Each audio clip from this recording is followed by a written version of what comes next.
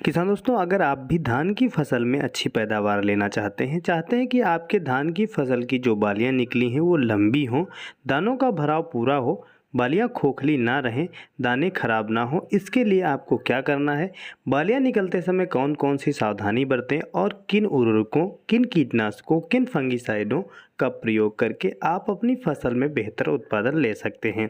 जैसा कि आपको वीडियो में दिखाई दे रहा है, कई प्रकार की दवाओं का घोल तैयार हो चुका है। हम अपने खेत में स्प्रे करने वाले हैं।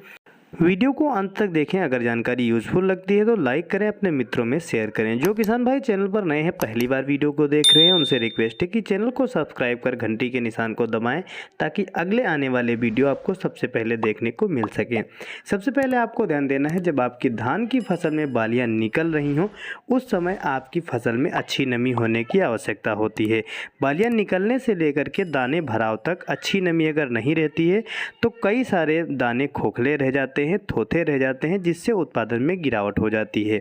इसी बीच आप अपनी फसल का निरीक्षण करते रहें, क्योंकि कई सारी प्रकार के फंगस ऐसी होती हैं। बैक्टीरियल लीफ ब्लाइट काफ़ी जो रोग खतरनाक होता है वो भी इसी समय हमारी फसल में आता है। और माइट इत्यादि जो समस्या होती है जिसमें बालियाँ काली हो जाती हैं, दाने भराव नहीं अच्छे से करते हैं। कई प्रकार के ऐसे कीट होते हैं, गंधी बग इत्यादि, जो हमारी फसल में जो बालियाँ निकल रही होती हैं, दुधिया अवस्था में होती हैं, उनके रसों को चूस लेते हैं। तो इस समय आप अपनी धान की फसल में इन सारी समस्याओं को दूर करने के लिए क्या कर सकते हैं, क्या आपको कार्य करना चाहिए, इस पर आज हम पूरी जानकारी आपको देने वाले हैं। सबसे पहले आप अपने खेत का निरीक्षण करें, नमी की पर्याप्त मात्रा बनाए रखें। इसी समय अगर आपकी फसल में कहीं भी फंगस का प्रकोप दिखाई दे रहा है तो यूरिया का भी प्रयोग गलती से भूल कर भी ना करें। और ध्यान दें, अगर आपकी फसल की जो हाइट है काफ़ी बड़ी हो चुकी है तब भी आपको यूरिया देने की आवश्यकता नहीं है, क्योंकि आपके पौधे में यूरिया की पर्याप्त मात्रा का प्रयोग हो चुका है, अब कोई ज़रूरत नहीं है। तो इस समय आप अपनी फसल में देखा जाए तो पोटास का प्रयोग कर सकते हैं, जिसमें 0050 जो आती है NPK, उसका स्प्रे भी कर सकते हैं।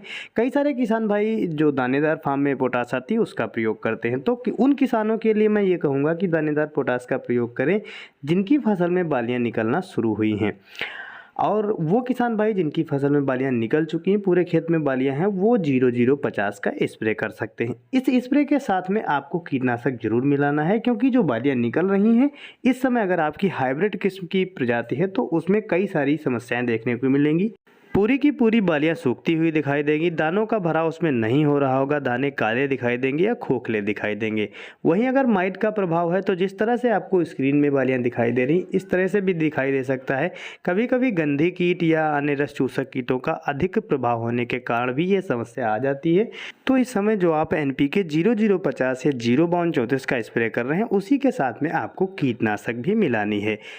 1 एकड़ में 1 किलोग्राम आपको NPK लेनी है और 400 से 500 ml आपको कीटनाशक को मिलाकर स्प्रे करना है। किसान दोस्तों, अगर आपकी फसल पर शाम के समय कीड़े खाने वाले पक्षी मंडराते हैं तो आप समझ सकते हैं कि आपकी फसल में कीड़ों का प्रकोप हो चुका है, तो उनके कंट्रोल के लिए कीटनाशक देनी जरूरी होती है।